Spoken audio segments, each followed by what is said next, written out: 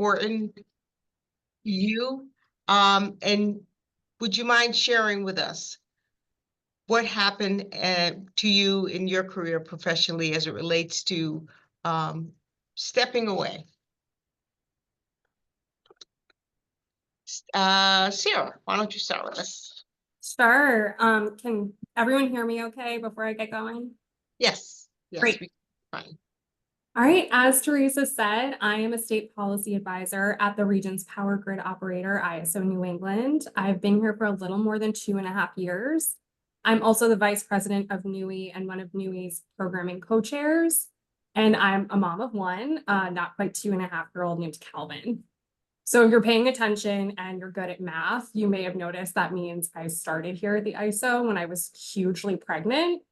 So today I'm going to share my story about job hunting and interviewing pregnant and also starting a new role and then promptly heading out on maternity leave. So just the really quick spark notes of my story is I found out I was pregnant at the end of 2021 when I was working for a quasi-state agency in Massachusetts.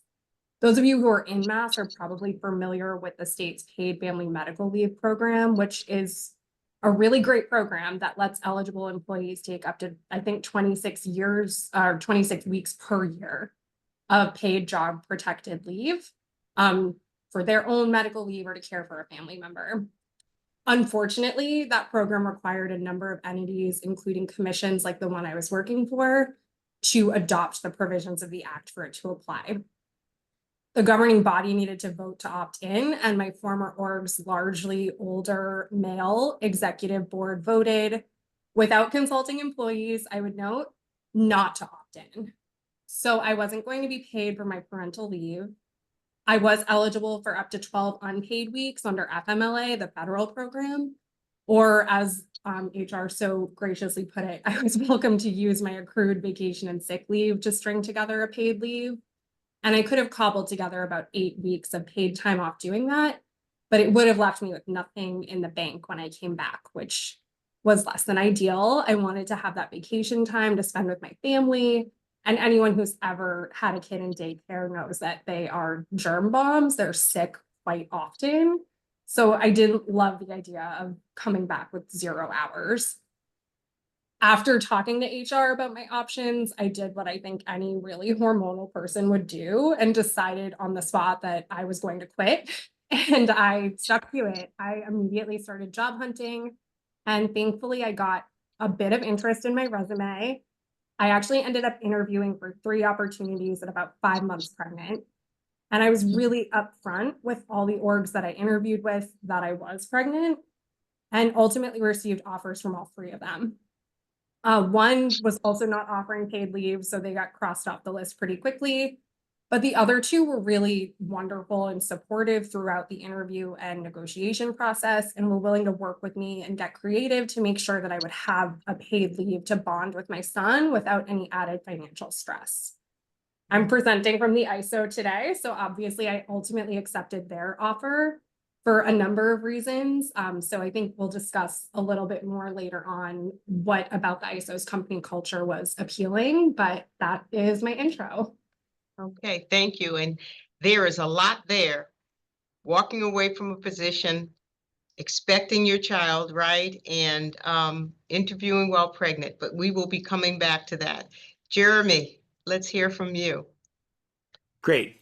Thanks, Teresa. And a special thanks to Tamika for inviting me to participate in today's webinar. My name is Jeremy McDermott. I am an employee at the National Trade Association Advanced Energy United. I'm also a father of 3 daughters, a husband and a son. And I think one of the reasons that Tamika invited me is that to participate today is that I worked with Tamika at the Massachusetts Clean Energy Center when she had her daughter Amani many years ago at this point. And she gives me way too much credit for working with her to find a workable way for her to come back to work in a schedule and on terms that worked for her. And I'll take some credit, but I don't deserve the credit that Tamika gives me for it. But it all comes down to the humanity of the workplace and making sure that we are thinking about our colleagues not just as workers and as people who come to the office or show up for work, but for humans who have a life outside of the office, and recognizing that there are multiple ways to get the job done, and having that degree of flexibility, where it's possible to do so. And so that's the perspective that I'm going to try to bring today. I have a tremendous amount of respect for NEWIEE and think it is an amazing asset to many of my colleagues at Advanced Energy United and beyond in the clean energy space, and really excited and honored to be here. So I'll stop there and turn it back to you, Teresa. Okay, thank you for that. And we need your perspective, and we need to know that you are an advocate too, because oftentimes we are not at the table where the decisions are being made that impact, these types of issues. So happy to have you, Jeremy, and 3 daughters and a wife. We know that we're looking forward to hearing more from you. And Lexi, what do you have Thanks, to Teresa. share? Thanks, NEWIEE, for having me as well. My name is Lexi. I am an associate at Foley Hoag, which is a medium to large size law firm in Boston and or headquartered in Boston. My focus is primarily working with like renewable energy companies, startup companies on general corporate matters, and fundraisings, as well as developers and investors on project finance deals, in the debt and tax equity spaces. So that's my work background, and my my credentials to get me on this panel today are I have a 2-year-old daughter. So I actually went to law school a little bit later than most. I think I had already had a prior career as a solar developer before I went to law school. So I was a very junior associate, actually a first year, when I was expecting my first daughter. And I think that could be a little bit daunting to be. I think there are a lot of stereotypes, I guess, about being an associate in a large law firm. Not all of them are true, but some are. So a little bit daunting, I think, to take leave, but my firm has been extremely supportive, which I'm so lucky of, for. And now I'm expecting my second child. So just navigating, thinking about what my work schedule is going to look like when I return to a big law firm with 2 children under the age of 3, and just trying to struggle, supporting them and my obligations, and outside of the house, as well as protecting and maintaining my career as well. Thank you. You mentioned something that I think that just want to stay there for a moment in terms of some people feel that when they ask to step away from their job for whatever reason, child, aging parent, that somehow it's maybe perceived by an employer that they are not vested or as invested in their own professional growth development. What is your reaction to that kind of thought or thinking? And I'm Yeah, just I think opening it it's up. definitely, sorry. Just to jump in, I think it can be frustrating when employers think that way, and it's important, I guess, to build a strong network of mentors and supervisors at your employer that that see you really as a person and also are investing in your career long term. So I feel very lucky at my firm that this is a small blip in my career that I might be taking a 6-month leave, but I have a long career yet ahead of me where I have a lot of goals and things that I want to achieve. And there have been studies on this, basically on policies outside of the US. A lot of countries outside of the US, unfortunately, have stronger family leave laws than the US. And they found that particularly around parental leave, provisions of leave up to 1 year typically increase employment after childbirth and have positive or zero effect on wages. So if the employers are able to like logically look at the effects, I think they'll find that it leads to a happier and healthier workforce in general, to really support our parental leave. Sarah or Jeremy, do you want to add anything to that? Yeah, I can jump in, and I think this piggybacks a little bit off what Lexi just said. I know when I was interviewing and told folks that I was pregnant, the response that I got from my now boss was, "Oh, you know, your maternity leave's like a couple of months. We hope that you're going to be here with us for way longer than a couple of months." So I think for them, it's really obvious. This is something that we need to be doing to support working parents so that they can have that time with their family. That's what's really important. Most folks are working so that they can have a life, you know, work to live, not live to work. And I think that that kind of culture is really, really important. And having a management team that has that point of view is really important.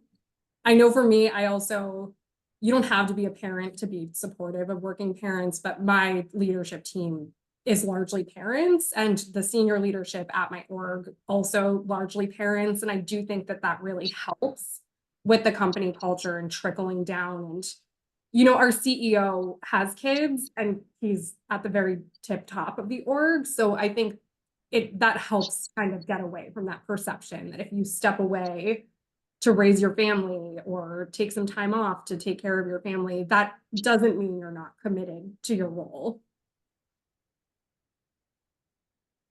Jeremy, anything to add? I think the good news is that even though the United States is behind many other developed countries, I think it's not the 1950s anymore, and we are increasingly recognizing that there is an arc to the workspace, and that includes family time in various stages of your life, and we're much more accommodating as a culture than we were, 70 years ago. Yeah. So we're not there yet, but we're getting there. Yeah. We talk about workforce culture and environment, and that plays such an important part in accommodating these needs that employees have, right? And when employees come to work, you want them to feel that their needs are being responded to by their employer. Their asks are not, you know, weird. I mean, in terms of starting a family, your children, your parents. My mom's 88 years old. She's requiring more of my time and attention. And, there's sometimes you feel guilty, right? You feel guilty if you have to ask to leave early to take, your child to a doctor's appointment, or even your aging parent to a doctor's appointment. And you shouldn't be made to feel that way, because we should be respectful of family, immediate, extended, and the responsibilities that go along with it, right? And Jeremy, to your point, I think that we've made great strides in that area as a culture and as a society. And there are always things that we can do a little bit better. But just curious, Sarah, as you were interviewing pregnant, were there certain signs or signals that you said that you would be really sensitive to, or kind of have a heightened awareness of, as you started, interviewing and asking those questions? And was that during COVID, where, most interviews were virtual and it was from the neck up? So, you were honest with your prospective employer, and I think that they appreciated that. But what was your thinking? Yeah, it was during COVID era interviewing. So a lot of my interviews were on a video screen like this. From this point up, I probably could have gotten away with not addressing my pregnancy. And I know that I was not legally required to disclose, but I do actually want to give a quick shout out to a former employer of mine, because when I started interviewing, I reached out to an HR connection that I had from a former employer just to pick her brain, to say, look, this is my situation. What would you suggest that I do? I kind of feel like I want to tell them that I'm pregnant so they don't feel like I've pulled the wool over their eyes when they make me an offer. Hopefully they make me an offer.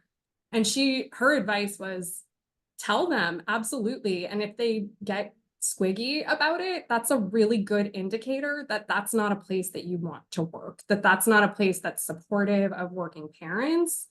So I did that, and the reactions were really telling.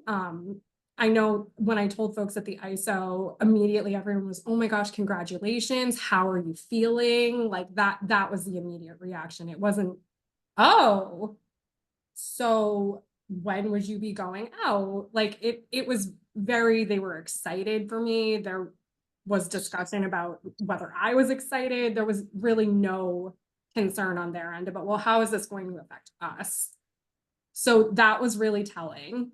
And actually my hiring manager, when I told him that I was pregnant, he immediately said, "You know what? I'm going to set up one of your next interviews with a teammate who just came back from leave. If you have any questions and you want to know what it's like to be a working parent here, please feel free to ask her."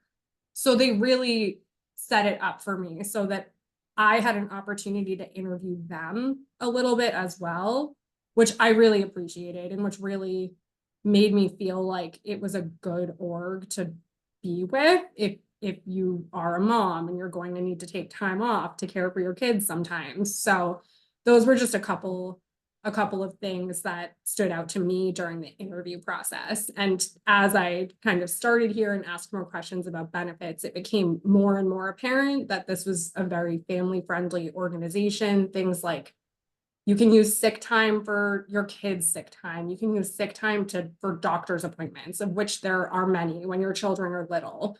So things like that, I really appreciate, and I think demonstrate a culture that is really supportive of folks who need to take time off for their family.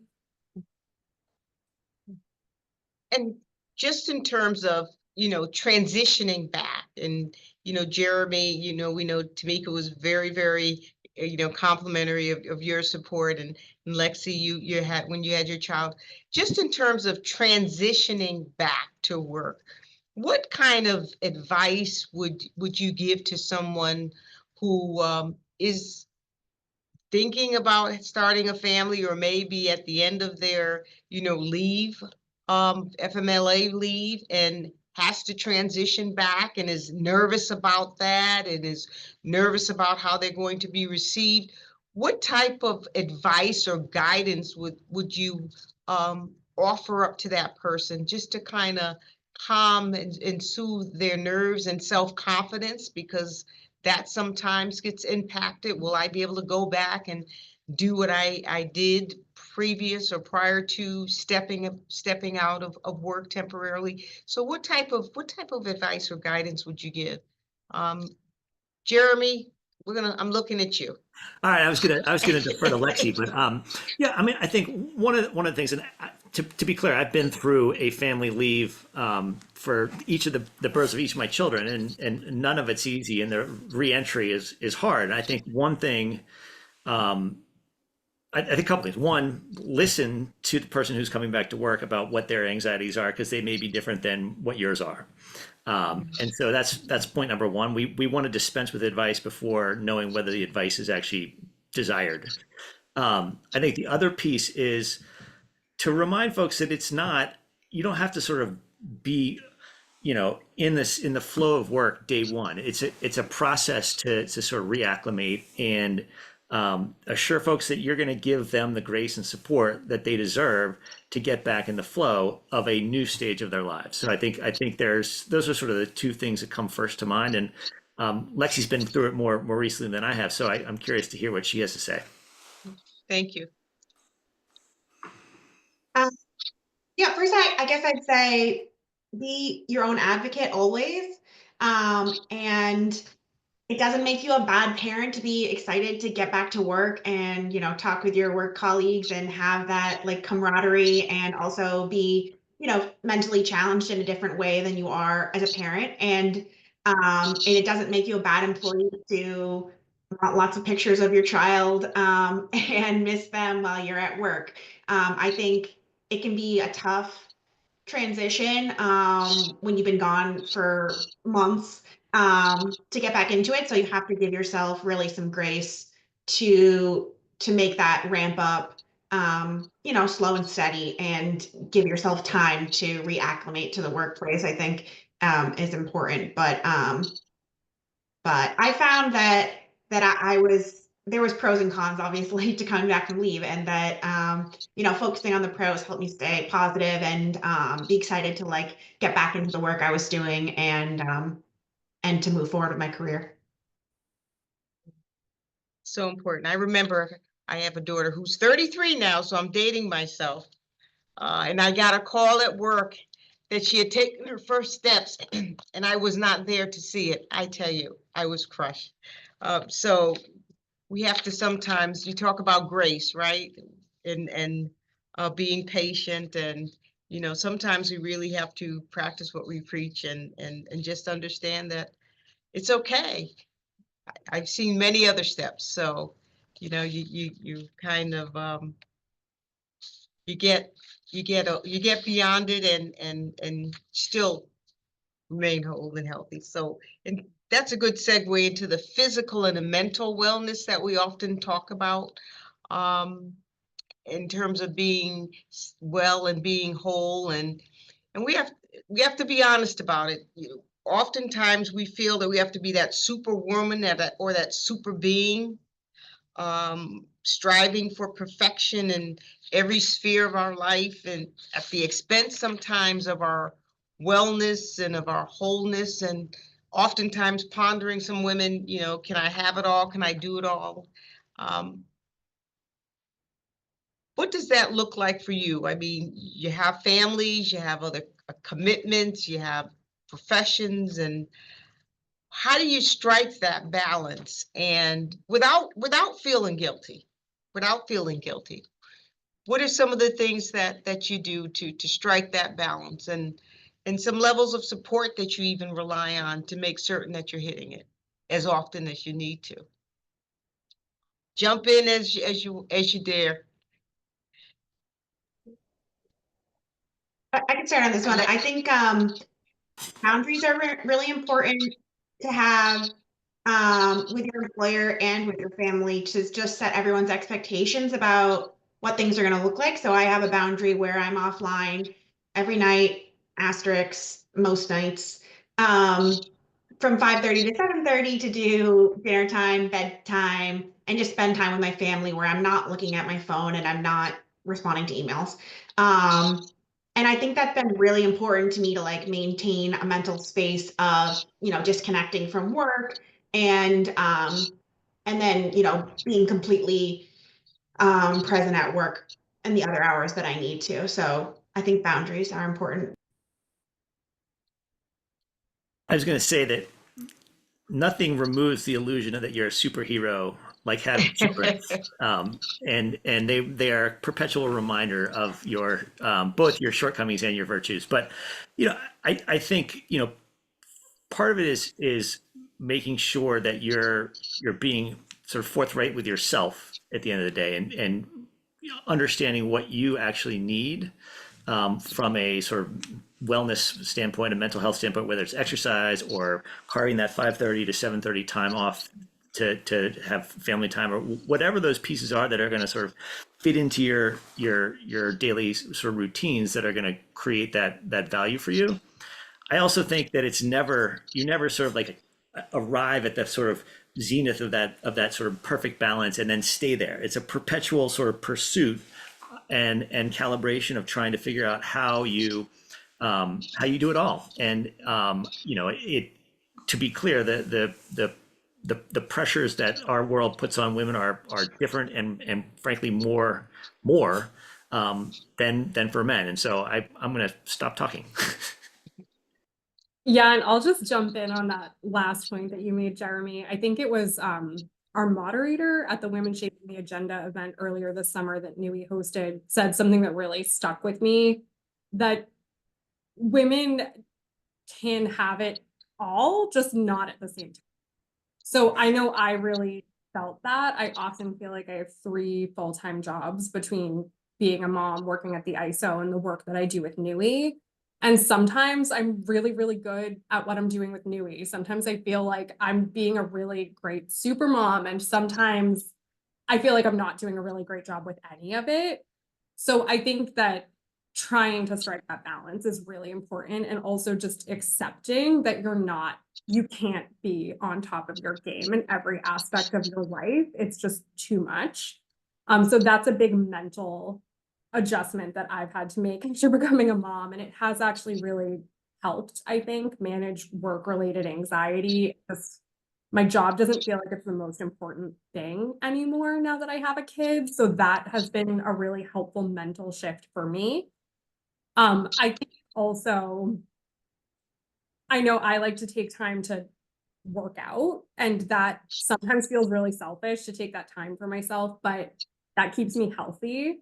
That keeps my mental space a little clearer. I think it's also really important to model that behavior for my son. I think it's really important that he sees that his mom is strong and his mom is physically active. So that's something that sometimes I feel like, oh, this is for me, but also I'm modeling really good behavior for him. And this is keeping my head clearer for my job. So I am actually helping all of those different roles that I fulfill by doing this, even if in the moment it feels selfish to take that hour. I love that. I love that. We tend not to want to be selfish. We're givers, not takers, but sometimes we just have to take what's needed for our personal growth and for our ability to be there in the best form that we can be. And if we're constantly at 100, it's not going to last very long. So yeah, being selfish is not that bad. It's not a bad thing. And actually, the folks around us tend to benefit from that because we come back feeling more refreshed, more revived, and more able to be present and to give back to those in our personal lives and in our professional life. So that's great. Are there, organizations within your companies or your firm or you have BRGs, we have BRGs at Eversource. Is there something where, families, you get together and kind of talk, or, you lend that support to one another if you need someone that you to kind of consult with or confer with on something that you're going through? I mean, do you have any type of support network within your respective work organizations, or? I I can see start. I see a few head nods. Well, the ISO is a longtime supporter of NEWIEE, which is another reason that I knew they were a good organization to sign on with. I knew a lot of the folks who are my teammates now through NEWIEE. I'd known them for years, so that was a really good sign. They do a really great job, I think, of promoting all of the opportunities that NEWIEE has to offer. We do also have a women's business network here at the ISO, which is great. We host quarterly events in that group, kind of geared towards supporting women within the organization. We don't have anything specific for families, but I will say that we host a company outing every year that is a bring your family situation, which I think is really great because you do get to meet folks from other groups who you think, oh, I didn't know that you had kids that are my kids. Now that's a new connection that I have, that they understand the kind of work that I do. They understand the pressures that are happening at any given time. And also they're navigating those challenges while also being a parent. So I do enjoy those outings. And I think that that's something really telling when a company does have sort of a family geared event like that, that shows that they are interested in their employees' families and in bringing those folks together. And it's always nice to see the person in the flesh, you see the pictures, and it's always nice to see them in person. Jeremy or Lexi, did you have anything that you wanted to add to that? Lexi, you go. Go ahead. Okay, I was just going to mention our firm has, a bunch of affinity groups of all types, where you can find, your community to support you. We also have particularly women's mentoring groups, which are awesome, and they meet monthly. And it's really like a safe space to be able to say, hey, is this something that you've gone through? What did this look like for you? And I found that immensely helpful. So I'm not sure how that applies, you know, writ large, but I think finding your community in your organization, so you have others to share and bounce ideas off of in general is really important. Um, One of the things that is harder now than ever is the sort of remote nature of work. And so, my organization is across the country, and I spend most of my time in my living room where I am now talking to people on Zoom screens like this. And there is a mentoring program, and there are sort of opportunities for us to get together periodically throughout the year. But you really have to sort of be deliberate about creating those spaces as an organization to facilitate that interaction. And I think it's getting harder to do that with people spread across time zones and geographies. But if you don't do it, you lose some of that fabric of an organization that is more than just sort of 90 people working independently, connected by email and Slack. Yeah, yeah. There's that human interaction. There's something to that, right? It really it makes a difference.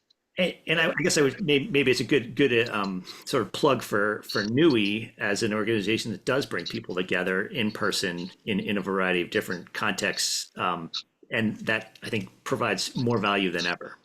Yeah, yeah. You're welcome, That's Tamika. yeah. We'll take the plug. Absolutely. There's something about community and convening and coming together that just lifts the experience, right? And it just makes it different. You talk, we have these virtual meetings and it's fine, but when you get together, it seems like the camaraderie and the spirit is just the energy is just totally different. And it fuels us, right? It makes us feel better and makes us want to do more. And you walk away with a smile on your face oftentimes. So yeah, that's good. I saw something in the chat. There was a question or two that someone wanted to ask. Tamika, are you able to share what that is? Yes, I can share the question. The question asks, well, first of all, kudos to the panel because it says I love the maternity leave discussion, which was great.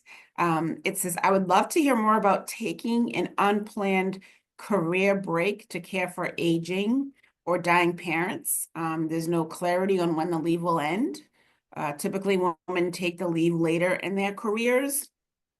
And ageism is a big deal when trying to return. So we have, I guess I would ask that question to Lexi. I feel like she's Yeah. our pro. And, how long does it last? What can they do? But anything that you could shed light on that discussion would be great, Lexi. Thank you for the question. Sure. Thanks for the question. I am not obviously a legal expert in this area of law, and it really varies on what state you're in. And the Family Medical Leave Act, the federal FMLA, only applies to mostly private employers with more than 50 employees. So there's really no blanket statement that I can give about how long you would have. That being said, if FMLA does apply, you can take leave typically up to, like Sarah mentioned, up to 26 weeks out of the year, which is half the year. After that, often you can switch to some type of short-term disability, which might be paid or not, but might also have some ability to protect your job. So I think talking with your HR department is really important to just figure out what applies, what's accessible to you. And then I'd also just note that FMLA can also be used for intermittent leave. So that means you don't have to take a chunk of weeks off at a time. You could say, I need to care for my parent and they have appointments every Thursday and Friday. So I will be taking Thursday and Friday off for the next 6 months plus. And they need to respect that intermittent leave. You only need to give notice of it once, and then you keep them updated as you learn more.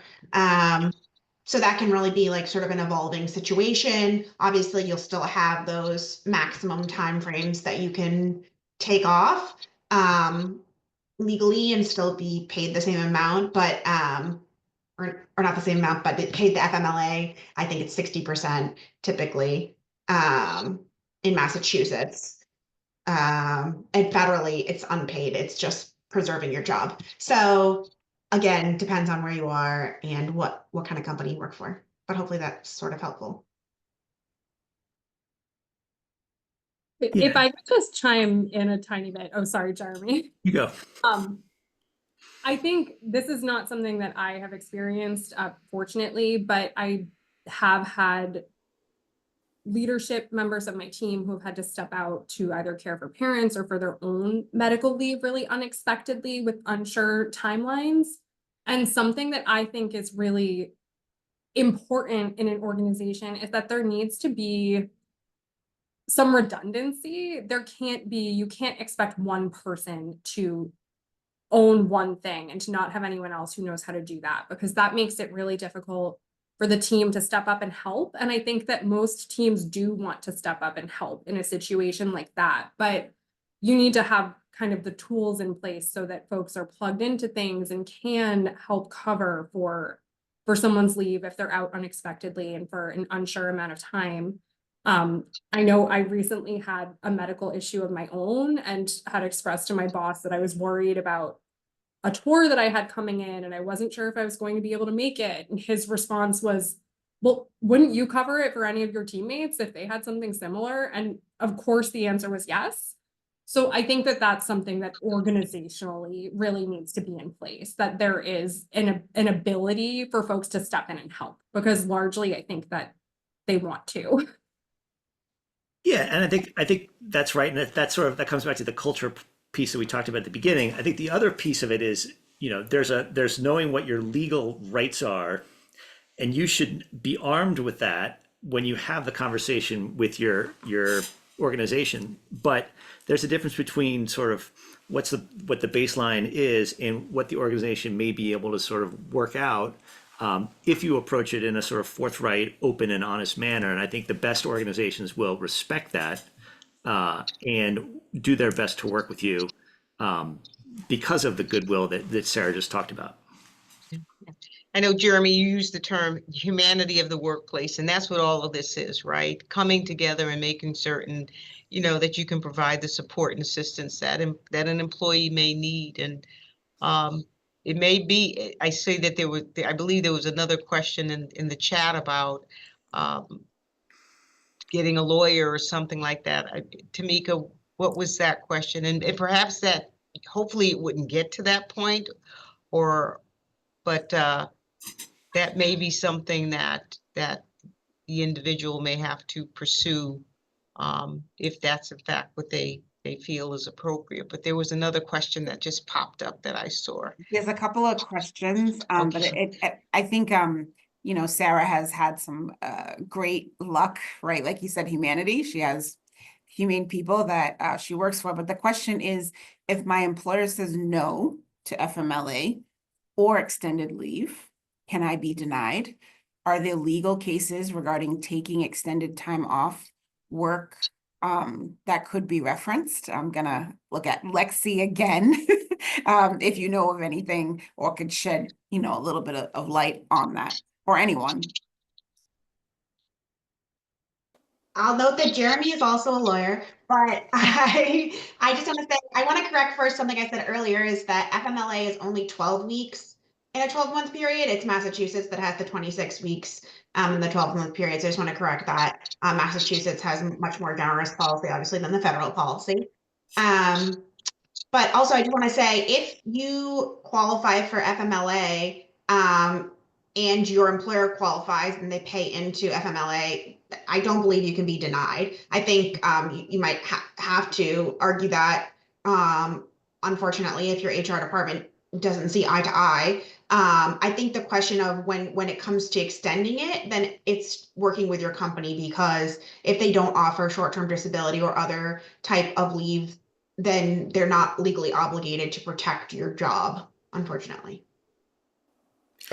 And thanks for outing me as a lawyer, Lexi. You're a real lawyer. I'm just a fake one. But I think it depends on the situation, and hiring and bringing a lawyer into the conversation is the last option. that you It want should to be. do. Most, I think we've all experienced sort of both sides of a human resources department. Some human resources department are very, very accommodating and very understanding and very humane. Others are neither humane nor resourceful, despite their name. And I think there's a conversation needs to be had, and you certainly want to protect yourself. But I would advise not starting with the lawyers, but elevating only when necessary. Good counsel, good counsel.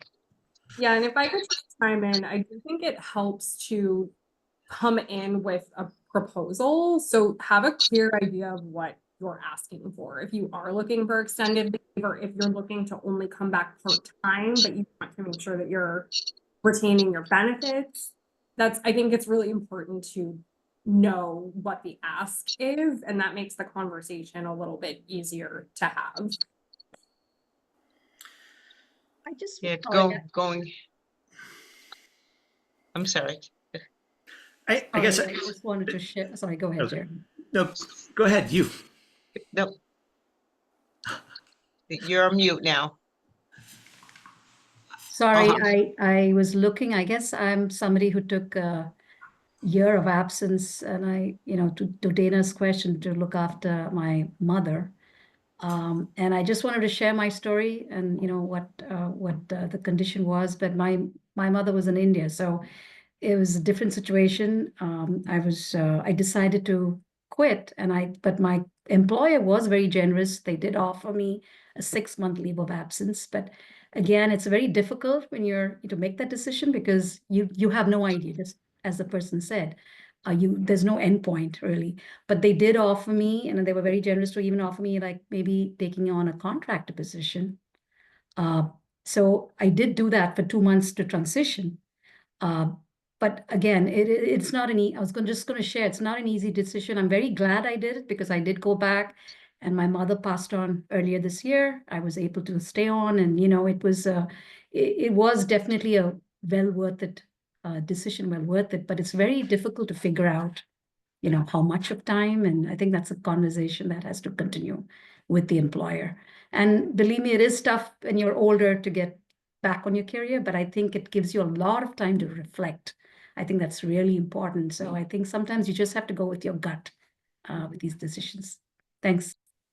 Thank you for sharing, and it's a very personal decision, and oftentimes it's not easy. And in your case, your employer was willing to work with you, and I think that hopefully that's the majority of employees out there. You just go as we heard, with a plan and proposal as to how you would want to work through it, and hopefully you get some acceptance and willingness on the other end, and to help you, to meet you where you are, to help you get through what you need to get through. So thank you for sharing that.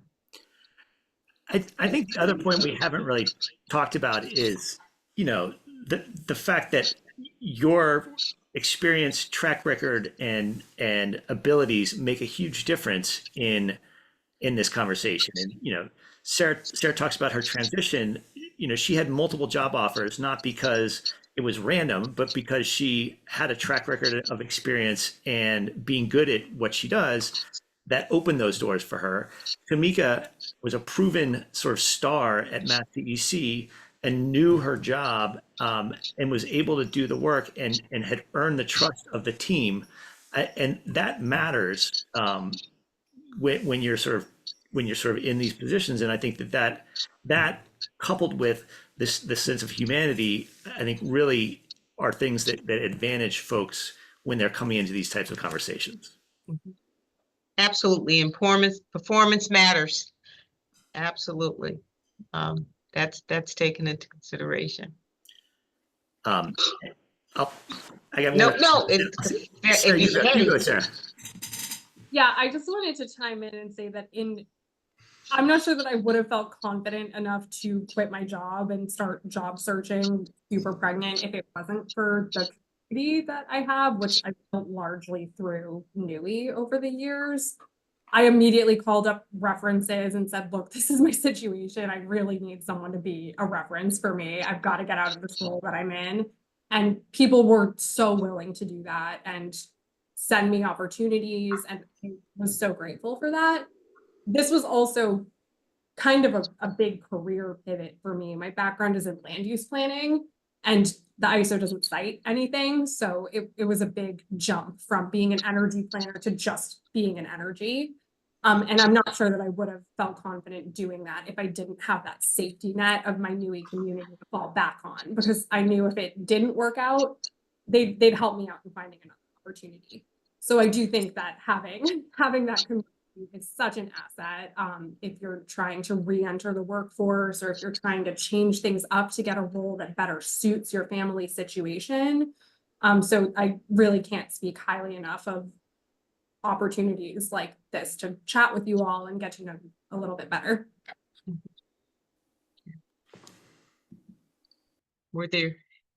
This is great. And someone just said this has been an excellent conversation and they had to leave. Any other questions in the chat? Tamika, are you? I didn't want to jump in front of anybody, but I did have a question. My question was, what if your company, I guess it's going back to Lexi or Jeremy, to the lawyers on the call. But what if your company is in different states? You know, I think you mentioned, you know, different states have different rules. So have you seen any cases or anything when the company is based out of a different state, and then you might want to take, you know, stop out of your career for a second, or your position in another state? Have you seen anything that can prevent someone, you know, depending on which company you work for, or different things like that? Have you seen anything like that, or any advice? Yes, this is an easy one I got. It depends on which state you pay taxes to. So you're going to be employed in a state and you'll pay state taxes to that state. That is how you pay into their paid Family Medical Leave Act. So in Massachusetts, they take out taxes every month related to your contribution to PFMLA. So you can only be adhere to their rules. So that's going to tell you what state you're in. And it's typically not a choice. Typically, the employer will, whatever entity you're employed under is in a certain state, and that's what state you're employed in. Unless you're a service member, I know that has some unique rules.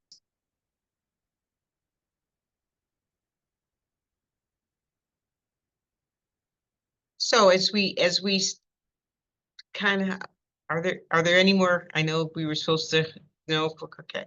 All right. So as we start, you know, I just heard so many rich thoughts and in terms of, you know, race to be able to reacclimate, and there's a process to reacclimation and being present and you know, finding your community, right? All of this goes into making certain that we remain well and we remain whole throughout the not just this crisis, but through our life, that the decisions that we make we're comfortable with, we feel confident in, and that we are able to be and bring our best selves to whatever it is that we're doing, whether it's with our family, our children, at work. And it's an evolving process. It's you sometimes you hit it right and you get the momentum and everything is good and great and you keep going, but then you know something may happen, and that's okay. And you kind of reflect and you may need to refine some things and get your rhythm back, but you get back, you come back. And oftentimes you come back wiser, you come back stronger, you come back more confident. And that thing that kind of tripped you up a little bit previously, that was a learning experience. You learned from it, you grew from it. And that's just part of growth professionally and personally. What one statement would you, I mean, whether it's your younger self and you're all relatively still young, or to your children, you have children now. What advice would you give to your daughters and your sons, or about, go after those dreams, go after those aspirations. But remember to always do what? What would be that do what? All right, Jump in. I have two quick ones. One, I think, is remember to think about your future self. I think when a lot of folks start in their first job, they're not thinking about benefits and things like leave because it doesn't feel like it's very imminent for them. But if you get in somewhere that you really love and realize that, oh, this really doesn't suit me when I'm starting a family, or if I have to care for my mom, then that's a bad situation to be in, where you're leaving an employer that you really love because they don't have benefits that suit you. So I think even if you feel like these things don't matter to me right now where I am, think about where you're going to be in 5 years, 10 years, and pay a little bit more attention to the benefits package that comes with your offer. So that would be one piece.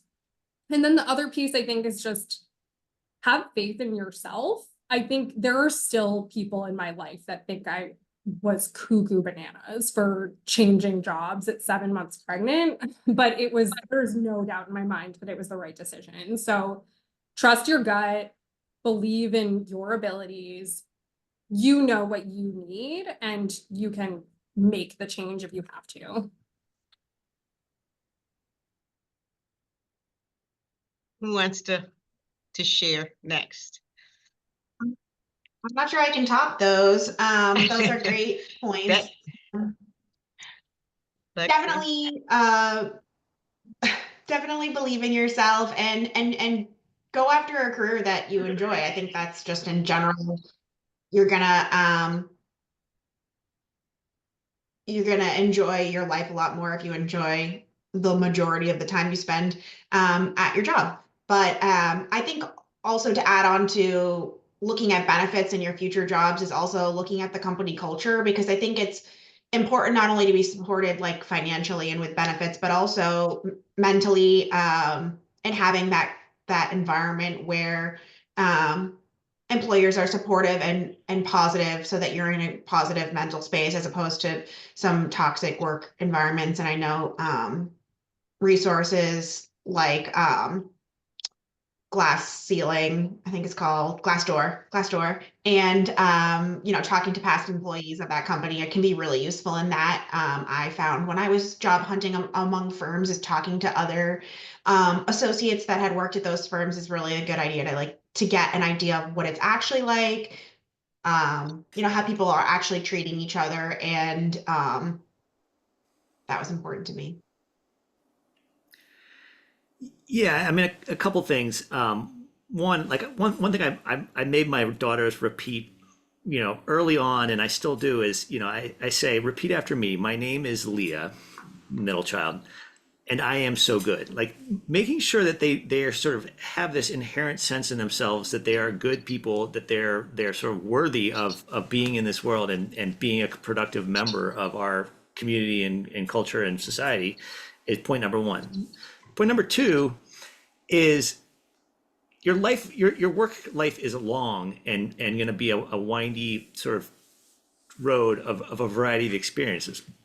Collect those experiences, savor when it's great, and if it's not great, think about pivoting the way that Sarah did. I think there's huge opportunities to move like we've never moved before, from segment to segment, from company to company, from sector to sector.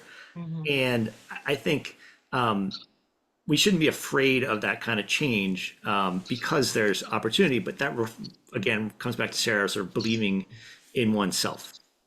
I did see there was a question about men taking parental leave, and it is something that's happening more and more. And I saw Emily make a reference to Acadia Center and being on leave. I was at Acadia Center in 2008 when I had my first daughter, and it was the first time that that sort of young organization ever had a policy. So I sort of researched it and figured out a policy, and it was definitely a transitional moment for me and for that organization. But I think more and more men are taking the sort of extended leave and are benefiting from that early time. And you can also, I've seen people stagger it with their partners so that you can sort of stave off full-time daycare, or have a balance of spending time with the young member of your family. And so I think there's a lot more flexibility and acceptance today than there used to be. I think that is so true. And it's funny, someone just brought, a young man just brought his baby to the office yesterday, and he's on his paternal leave. And you could just see the love, the connection that has happened between the two of them. And it makes a difference, right? When you're home with that baby every day and just caring for that baby, the bond that's developed is just unbreakable, and the love that gets formed is just indescribable. So it benefits both parents to be able to have that opportunity and that benefit and the blessing of being with that child when he or she is just an infant. So yeah, I mean, it's a win-win for the family and the baby, and you can stagger it so the baby's with someone close to it the first few months of its life. Before they talk back to you. That's right. And then and then you say, I wish you were back in the crib, right? But no, times are changing, and the comment about because I hear this too, I want to be my authentic self, and if I can't be my authentic self, it's going to be a short-lived interaction or work experience. So a number of younger folks going into the workforce, I mean, they have an idea of where they want to be, where they want to go, and if they don't feel that their needs are being met in a time frame that is acceptable to them, they are pursuing other interests and other options. They're making that pivot, and if that's what it takes, that's what it takes. That's what I'm hearing. As long as they feel productive and fulfilled in whatever it is that they want to do, then that's a good thing. And there's a Just last to chime in on that, question. Oh, sorry. Go ahead, Lexi, sorry. no, sorry, I was just gonna chime in and say it's a great point that employers really need to get on board with the changing times. I think my experience with this is my husband works in the construction industry, and it is not widely accepted for men to take parental leave, and it's pretty frustrating because even if you don't live in Massachusetts, men are eligible for the Family Medical Leave Act, so up to 12 weeks of unpaid leave if they so choose. If your company is qualified. So I think it's hard for some employers to understand why a dad might want to take 12 weeks unpaid leave to spend time with their child, but that's something they just have to get on board with, or they might get left behind. Sorry. You're on mute, Tamika. Yeah, sorry. No, I think that's important. I just wanted to make sure that we had one last question, it looks like, and the question was how, just switched up. Sorry, another question came in. I'm sorry. Okay. We have a couple of questions. It looks like, how important was a support system to you or others re-entering the workforce? Did that help you stay whole? That was the first question. If someone could maybe address that a little bit. So I left the workforce for a year, about 8 years ago, and had a family adventure to pursue a job abroad that my wife had. And essentially I sort of vaporized from the clean energy and energy scene in New England for 12 months, and took it on faith that I was going to find a job when I got back. And ultimately I did. It was not necessarily easy to do.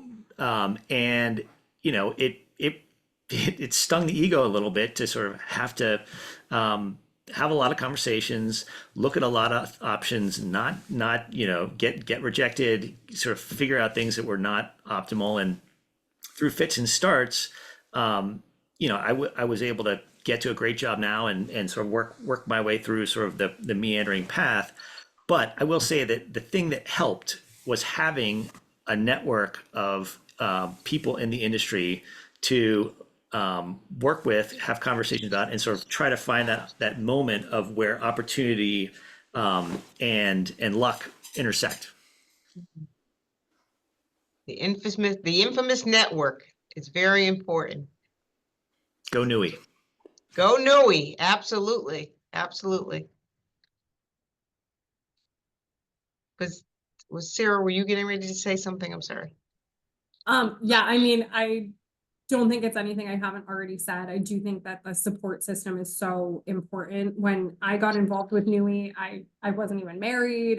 Kids were not on my horizon. The women that I've met through this org, the people that I've met through this org have really been with me through some really big life changes and have been instrumental in helping me navigate those changes in my personal and my professional life. And that has been so valuable. I really am very grateful for that.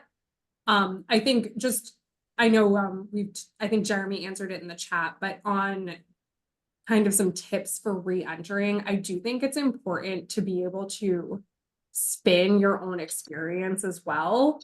So maybe if you're applying for something that's a little outside of the box from what you've done in the past, make sure that you can speak to how skills that you have from other jobs apply to that. I know when I was first starting out, I talked a lot about how I was the programming chair for my sorority. And so I had all of this experience planning events and organizing things that I just didn't have from any professional experience. And the ability to sell that as something that was a good professional skill really helped me get my foot in the door when I was first starting. So I do think that being able to say, well, I don't have government affairs experience, but let me tell you about all of this public outreach experience that I have. Let me tell you about my experience public speaking. These are skills that I know I'll use in this role. So I think also being able to advocate for yourself in that way and market yourself in a way that is appealing, even though maybe you don't have directly applicable experience. That's an excellent point. All of the lived experiences that you have, just learning experiences provide value and understanding and certainly position you to do the work. It may not be that in that particular area, but the lessons that you've learned from doing it, you can certainly apply it to what you're applying for. So yeah, talking yourself up is important. Don't sell yourself short. Don't sell yourself short. What did you say? Your daughter, I am so good. You have to feel that confidence and let it exude so that position and that person that you're trying to get that job with, they feel the same level of confidence and belief that you have in yourself. It has to start from within, right? And then let it just exude outward. This is good. This is great. Any other questions? I think there was a question on where can you find out information for Massachusetts. It was posted in the chat for those of us that are in Massachusetts. You can find more information. Jeremy did post it, but Lexi, is usually this covered in by the Secretary of State, do you think, on different state websites? Is that where usually you can find this kind of information, just on, like, is it the Secretary of State that usually has information, or could you just suggest another resource for those of us that are in Rhode Island, Maine, or wherever it is? Sure, yeah, Jeremy and I are on the same wavelength because we sent the same link. But yeah, you should be able to search just your state Family Medical Leave Act and see what comes up. Should be on the state website, not necessarily the Secretary of State. But feel free to email me if you have trouble finding your state's information, and I can try to help you. But there's no like New England wide rules really. It's going to be based on, like I said, where your employer is located and where you pay those state taxes as to which state benefits you're. Great. Thank you. So any closing thoughts or comments? I think the advice, the conversation has been rich, full of a lot of wisdom and little nuggets that folks certainly have found valuable, and then those are the comments that I've seen pop up on the screen. This has been great. Thank you for the guidance. But just in terms of any closing comments or thoughts that you would want to leave with the audience on this topic?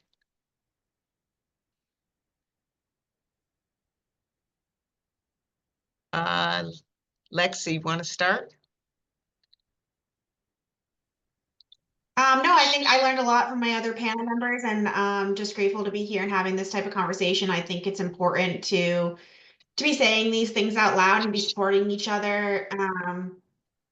Emily, your little baby is really cute, and I'm just happy to be here. Oh,